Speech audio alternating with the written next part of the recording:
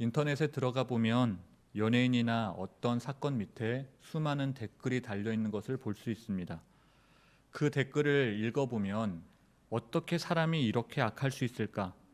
어떻게 이렇게 진실이 무엇인지 모른 채 다른 사람을 함부로 판단하고 비난할 수 있을까? 또 어쩌면 이렇게 한 사람이 죽을 때까지 그 사람을 정죄할 수 있을까라고 하는 그런 생각을 하게 됩니다. 이걸 보면 이 시대에 살고 있는 우리를 위해서, 그리고 이 시대를 위해서 기도하지 않을 수 없습니다. 이에 대하여 성경은 말하죠. 비판하지 말라. 우리나라 속담 중에 똥 묻은 개가 겨 묻은 개 보고 나무란다 라고 하는 그런 속담이 있습니다. 자신의 모습과 행동은 생각하지 않고 늘 율법적으로 남을 비판하고 비난하는 사람들을 향해 하는 말일 겁니다. 그런 사람들의 특징이 있다 그래요.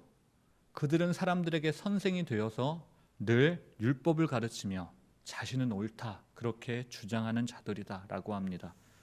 그리고 다른 사람이 실수라도 하면, 비난받을 행위를 조금이라도 하면 가차없이 비난하고 욕해버리고 맙니다. 그런데 정작 자신은 아무런 잘못이 없다고, 자기에게서 실수가 발견되면 너그럽게 받아들이고 용납하는 것이 바로 그들입니다. 이런 종교인들을 향해 예수님이 이렇게 말씀하십니다. 비판을 받지 아니하려거든 비판하지 말라. 너희가 비판하는 그 비판으로 너희가 헤아림을 비판을 받을 것이요 너희가 헤아리는 그 헤아림으로 헤아림을 받을 것이니라. 오늘 이 말씀을 주님은 율법을 가르치는 자들에게 하셨습니다. 율법은 우리의 죄를 드러내고 또 우리의 죄가 무엇인지 밝히 알려주는 역할을 합니다. 그리고 율법은 아무도 그 율법을 온전히 행할 자가 없다라고 하는 그 사실을 알려주는 그러한 역할을 합니다. 이것이 율법이 가진 참 의미이죠. 그런데 바리새인들과 종교인들은 사람들에게 율법의 잣대를 갖다 대면서 비난하고 비판하며 또 가르치려 들었다라고 하는 겁니다. 하지만 정작 자신은 장님이 되어가지고 자기를 온전히 바라보지 못했다 그럽니다. 그러면서 자신은 죄가 없다고 주장하는 것이죠. 그래서 한 번은 이런 일이 있었습니다. 간음하던 현장에 잡혀온 여인을 향해 사람들이 다 돌을 들어서 쳐 죽이려고 했습니다. 율법에서 간음한 경우에는 돌을 쳐 죽여도 된다라고 그렇게 명시했기 때문이죠. 그래서 거기에는 아무런 죄의식이 없습니다. 이때 주님이 말씀하시죠. 죄 없는 자가 먼저 돌로 치라. 이 말을 들은 사람들은 조용히 돌을 내려놓고 바로 그 자리를 떠났다 그럽니다. 이처럼 조금만 자기 자신을 되돌아보면, 아주 조금만 묵상해보면 내 안에 무엇이 있는지를, 내가 어떠한 죄인인지를 단번에 깨달을 수 있습니다. 그런데 그걸 안 하는 겁니다. 예수님을 만나 그의 말씀을 제대로 들으면 자신 안에 어떠한 죄가 있는지 바로 깨달을 수 있습니다. 간음하던 현장에 있던 사람들도 예수님의 말씀을 듣고 자기들이 지은 죄가 무엇인지 볼 수 있었습니다. 여러분, 우리는 죄인이기 때문에 죄를 짓습니다. 물론 죄를 지어서 죄인이다 그렇게 말할 수도 있지만 더 정확히 얘기하면 태어나면서부터 죄인이기 때문에 죄인이라고 하는 것 아니겠습니까?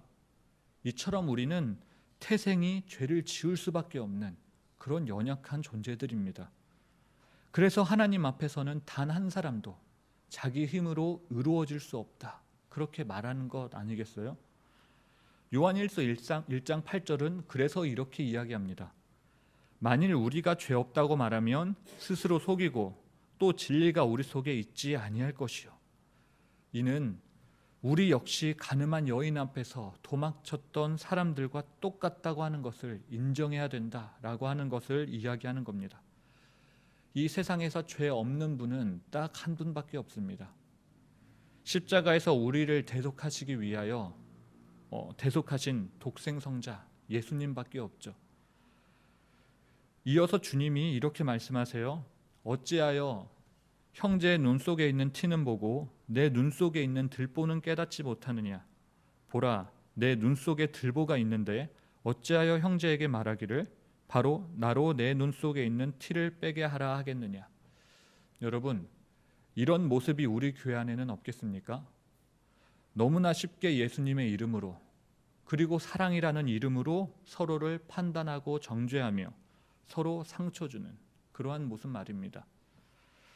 왜 없겠습니까? 우리 교회 안에도 있습니다.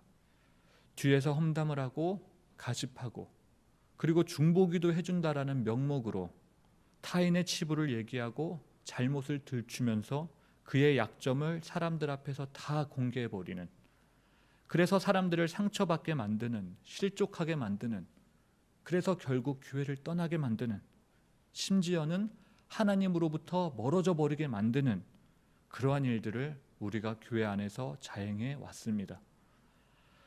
여러분, 우리는 서로 정죄하고 저주하며 비판하는 그런 대상이 되어서는 안 됩니다.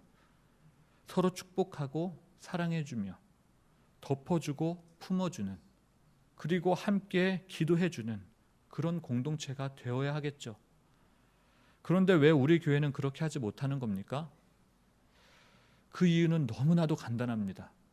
사랑이 없기 때문이죠. 사랑이 없기 때문에 그런 겁니다. 이 모든 것 위에 사랑을 더하면 비로소 가능해지는 겁니다. 그래서 베드로전서 4장 8절은 이렇게 이야기합니다. 무엇보다도 뜨겁게 서로 사랑할지니 사랑은 허다한 죄를 덮는다. 결국은 사랑이라는 겁니다. 우리가 서로 비판하고 비난하는 것은 그 안에 하나님의 사랑이 없기 때문에 그렇다는 거예요. 그러나 반대로 주님의 사랑이 내 안에 있을 때는 타인의 죄가 무엇이든지 간에 얼마든지 덮어줄 수 있다는 겁니다. 교회에서 이런 뜨거운 사랑으로 하나 될 때에, 그리고 가정에서 이런 사랑으로 하나 될 때에 하나님 나라가 그 안에 임할 겁니다. 이처럼 서로 격려하고 보듬어주며 함께 나아가는 것이 우리 성도들의 역할인 줄로 믿습니다. 예전에 카톨릭에서 네타시오라고 하는 문구가 쓰여 있는 스티커를 나눠주고 붙이고 다니게 했다고 합니다. 이건 너무나도 쉽게 상대방을 탓하고 책임을 회피하며 비난하는, 그러나 정작 자기 자신은 아무런 잘못도 없고 문제가 없다라고 생각하는 바로 그러한 시대에 경종을 울리기 위하여 내 탓이요, 다 내 잘못입니다 라고 하는, 모든 문제를 자기 자신 안에서 찾아야 된다고 하는 그러한 운동을 펼쳤다라고 해요.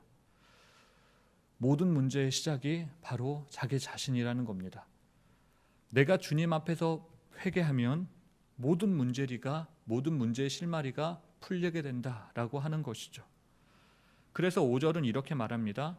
외식하는 자는 먼저 내 눈 속에서 들보를 빼어라. 그 후에야 밝히 보고 형제의 눈 속에서 티를 빼리라. 그렇게 남을 비난하고 자신의 죄는 감추며 정작 자신은 아무런 문제가 없다고 생각하는 그 사람들을 향해 주님은 외식하는 자라, 위선자라 그렇게 말씀하셨습니다. 이 얼마나 두려운 말씀인지 모릅니다. 나의 중심을 하나님께서 이미 모두 다 알고 계시다는 것이죠. 내가 사람들 앞에서 아무리 멋지고 경건한 채 하여도 주님이 보시기에 우리의 죄는 감춰지지 않는다라고 하는 겁니다. 남을 비난하는 죄를 범하고 있음을 주님은 이미 다 알고 계십니다. 그래서 주님 눈에는 사람들 눈을 의식해서 살아가는 우리가 위선자요 외식하는 자라라고 하는 겁니다. 그래서 나부터 회개하지 않고는, 나부터 주님 앞에 엎드리지 않고는 해결될 문제가 없다는 것이죠. 문제의 실마리가 조금도 풀리지 않습니다. 반대로 나를 보기 시작하면, 다시 말해 그 잘못을 나에게서부터 찾기 시작하면 비난받아야 될 사람들과 비판받아야 될 사람들의 그 잘못들이 더 이상 보이지 않게 된다라고 하는 것이죠. 왜 그렇습니까? 이제는 주님의 눈으로 나를 밝히 보았기 때문입니다. 그들을 사랑으로 품을 대상으로 볼 수 있게 되었기 때문이죠. 부모 자식 간에도 그렇습니다. 부모의 잘못이 자연스럽게 자녀에게 흘러가는 것 아니겠습니까? 내 자녀에게 야단치고는 있지만, 그렇게 좀 하지 말라고 말하고는 있지만, 그들 안에 있는 것은 결국 내 안에서 다 흘러간 것들입니다. 그런데 그것을 우리가 너무나도 쉽게 간과하고 살아가고 있다는 거예요. 여러분, 정작 나는 하나님 앞에서 온전하게 살아가지 못하면서, 나는 하나님 앞에서 거짓말하면서, 나는 하나님 앞에서 경건하게 살지 않으면서 자식들에게는 거짓말하지 말라고, 또 열심히 교회 좀 나오라고 그렇게 요구한 적 없으십니까? 그런데 조금만 생각해 보면 알 수 있습니다. 그것으로는 자식에게 아무런 영향을 끼칠 수도 없다라고 하는 것을 말입니다. 이미 경험해 봐서 다 아시죠? 부모가 서로 사랑하는 모습을 보여주지 않는데 어떻게 아이들이 스스로 사랑이 무엇인지 깨달을 수 있겠습니까? 성도인 우리가 교회 안에서 서로 사랑하는 모습을 보여주지 않는데 어떻게 세상 사람들이 교회를 보고 그리스도의 사랑이 무엇인지 깨달을 수 있겠어요? 여러분, 이거 어떻게 해야 됩니까? 무슨 방법 없겠습니까? 그래서 예수님이 이렇게 말씀하십니다. 구하라, 그리하면 너희에게 주실 것이요, 찾으라, 그리하면 찾아낼 것이요, 문을 두드리라, 그리하면 열릴 것이니.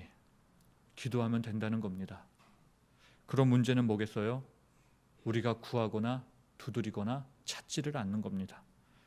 기도를 하지 않는 거예요. 이게 솔직한 우리의 모습 아니겠습니까?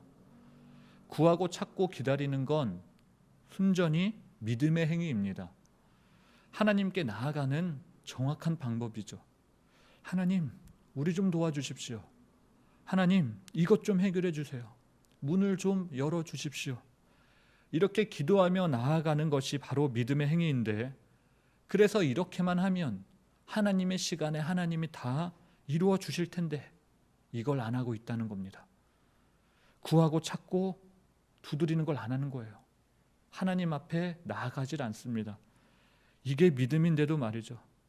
사실 우리는 하나님을 믿는다고 하면서도 막상 힘들어지기만 하면 하나님의 손보다는 나를 도와줄 누군가의 도움이 어디 없나 하고 그 사람의 손을 쳐다보기 쉽습니다. 멀리 계시고 침묵하시는 하나님보다는 가까이에 있는 사람들의 손이 훨씬 더 크게 보이는 것이죠. 그런데 정말 그렇습니까? 아닙니다. 우리 하나님의 손이 훨씬 더 크시죠. 오병이어의 기적의 현장 가운데 5천 명이나 되는 많은 사람들을 먹이고도 12광줄이나 남겼던 그 기적을 일으켰던 도구로 쓰임받은 건 뭐 대단한 게 아닙니다.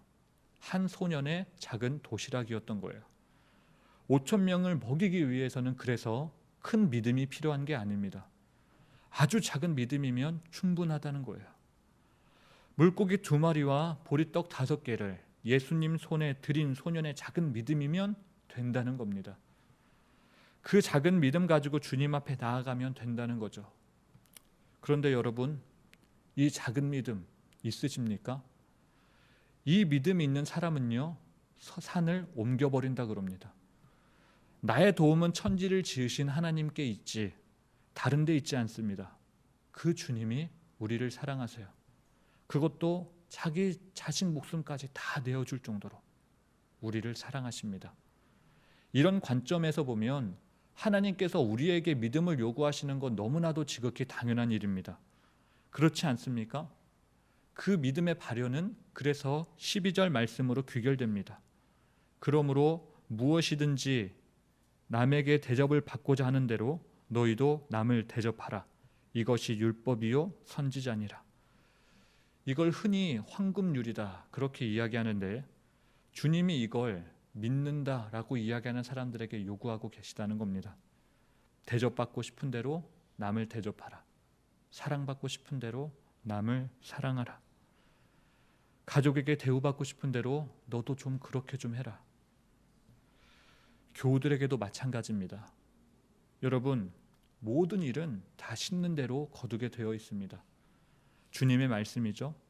이 산상수훈을 통해 특별히 천국 시민의 대원장이다 라고 말씀하시는 이 산상수훈을 통해 주님은 아주 구체적으로 어떻게 천국 시민들이 삶을 살아가야 할 것인지 가르쳐 주고 계십니다. 하나님은 우리가 이 말씀을 통해 훈련받기를 원하세요. 많은 이야기를 했습니다. 오늘 여러분 가운데 들려지는 하나님의 음성 있으십니까? 그 음성에 순종하는 복된 하루가 되었으면 합니다. 특히 기독교의 황금률, 너희가 대접받고 싶은 대로 남을 대접하라. 너희가 용서받고 싶은 대로 남을 용서하라. 너희가 용납받고 싶은 대로 남을 용납하라. 끝으로 너희가 사랑받고 싶은 대로 남을 사랑하라. 라고 하는 이 말씀이 저와 여러분의 삶 가운데 이루어지기를 간절히 바랍니다. 기도하겠습니다. 하나님, 오늘도 말씀을 통해 이 땅 가운데 천국 시민으로 어찌 살아가야 하는지 가르쳐 주시니 감사합니다. 주님의 모습을 닮아가는 주의 자녀 될 수 있도록, 천국 시민 될 수 있도록 오늘도 함께하여 주시옵소서. 예수님의 이름으로 간절히 기도합니다. 아멘.